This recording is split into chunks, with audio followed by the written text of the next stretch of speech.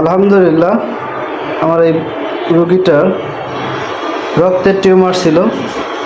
চিকিৎসা করার পর আলহামদুলিল্লাহ, এত জটিল জিনিস, তারপরে আলহামদুলিল্লাহ এখন ভালো হয়ে গেছে। আল্লাহর কাছে শুকরিয়া। বাচ্চার বাবার কাছে এবার শুনবো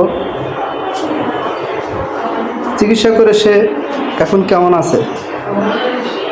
ভাই একটু বলেন আপনার মেয়ের টিউমার সম্পর্কে। আমি অনেকটা আল্লাহর কাছে অনেকটা শুকরিয়া আদায় করতেছি যে এখানে এসে আপনার কাছে এসে অনেকটা ভালো একটা চিকিৎসা পাইছি।